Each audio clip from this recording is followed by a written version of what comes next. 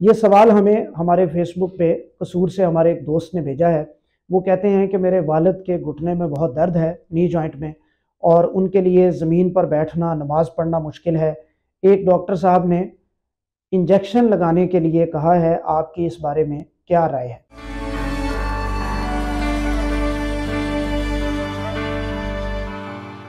अस्सलाम वालेकुम ख़वातीन व हज़रात, मैं डॉक्टर अब्दुल बासित हूँ, कंसल्टेंट ऑर्थोपेडिक सर्जन।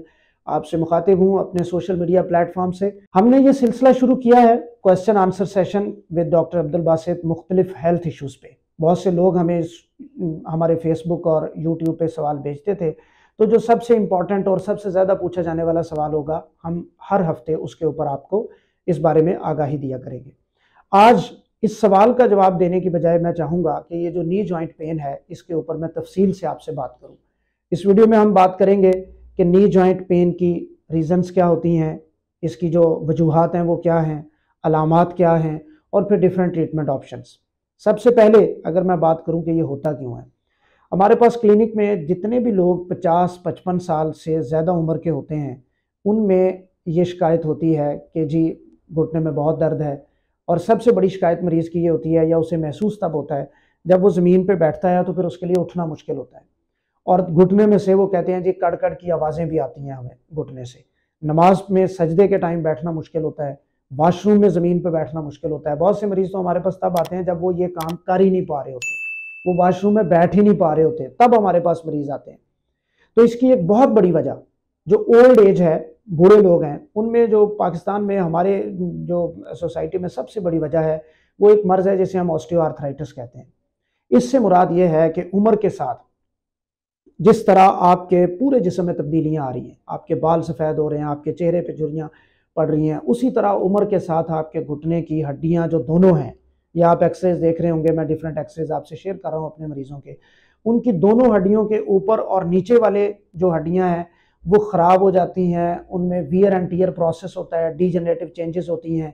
उससे हड्डियों के दरमियान जो एक जोड़ को मुलायम रखने के लिए मादा होता है वो ख़त्म हो जाता है, और वक्त के साथ साथ उनके दरमियान जो स्पेस है दोनों हड्डियों के दरमियान वो ख़त्म हो जाती है। फिर हड्डियां रगड़ खाने लग जाती हैं। फिर जब आप ज़मीन पे बैठते हैं और उठने लगते हैं तो आपको बहुत मुश्किल होती है। तो ये एक कॉमन कॉज है 50+ लोगों में।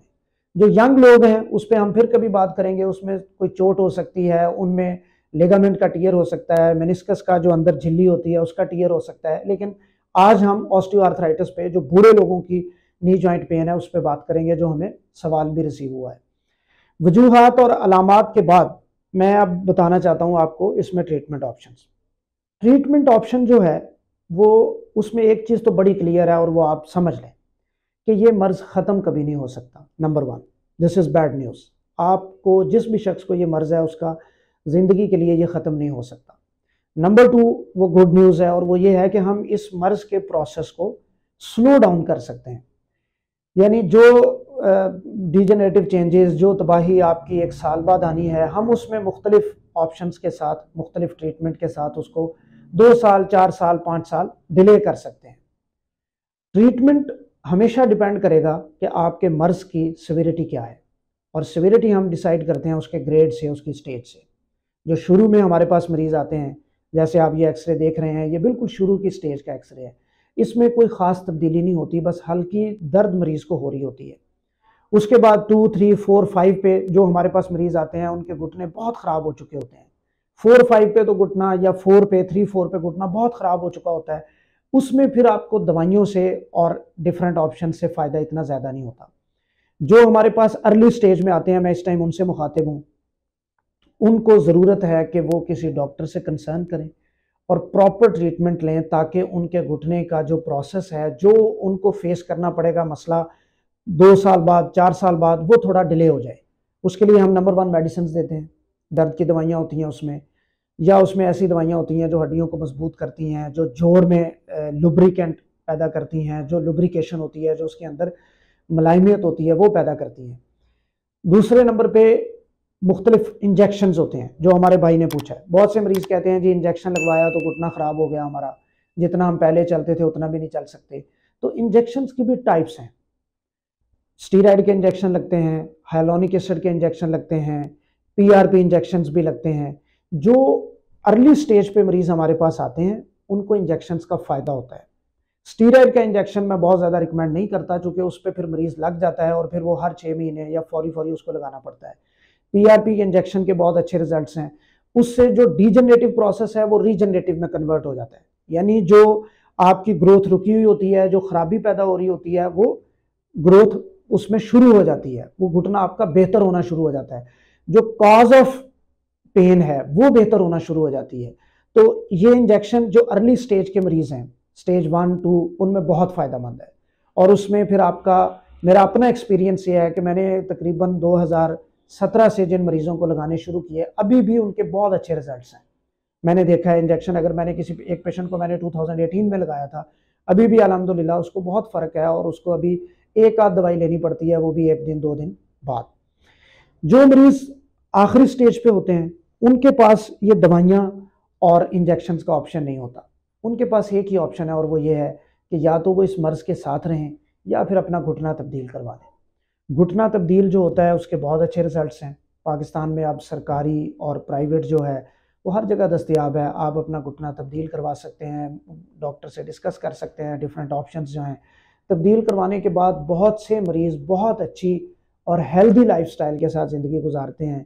फिर बल्कि अक्सर मरीज़ ऐसा होता है जो हमारे पास घुटना तब्दील करवाते हैं, फिर वो कुछ महीने बाद अपना दूसरा घुटना तब्दील करवाने के लिए भी आते हैं, क्योंकि वही शिकायत उनको फिर दूसरे घुटने में महसूस होना शुरू हो जाती हैं। तो इसलिए इसमें एक सवाल भी पूछा था, वो भी मैं यहाँ ऐड कर लूँ। एक हमारे दोस्त ने सवाल पूछा कि जी हमारे एक अजीज़ ने घुटना तब्दील करवाया था, तो जो वो पहले ज़िंदगी गुजार रहा था वो उससे भी गया। तो ये हकीकत नहीं है, ये हो जाता है लेकिन बहुत कम मरीजों में। Complication is part of treatment. अगर किसी मरीज में होती है तो उसका मतलब ये नहीं है कि वो हर मरीज में फिर वही कॉम्प्लिकेशन होगी, उससे बिल्कुल ये मुराद नहीं है। उसमें बहुत सारे फैक्टर हैं, किस हॉस्पिटल से आपने करवाया, किस सर्जन से करवाया, मटेरियल कौन सा डलवाया, बहुत सारे फैक्टर्स हैं जो आपकी आउटपुट पे असरअंदाज हो रहे होते हैं। तो अगर एक मरीज ने ऐसा करवाया और उसके नाउज़ुबिल्लाह कोई कॉम्प्लिकेशन हो गई तो इट डजंट मीन कि वो आपके साथ भी होगा। अच्छे लाइफस्टाइल के लिए, अपनी बेहतर ज़िंदगी के लिए आपको जो मेडिकल ऑप्शंस हैं, जो डिफरेंट ट्रीटमेंट ऑप्शंस हैं, उनसे ज़रूर फ़ायदा उठाना चाहिए। आपका कोई भी सवाल हो, आप हमें अपने फेसबुक हमारे पेज पे और यूट्यूब चैनल पे जो हमारी वीडियोस हैं उनके नीचे आप अपना सवाल पूछ सकते हैं। अगले हफ्ते इंशाल्लाह एक और किसी इन्फॉर्मेटिव वीडियो के साथ जो हमारे दोस्त पूछेंगे आपके साथ दोबारा बात होगी। तब तक इजाज़त दीजिए। अल्लाह हाफिज़।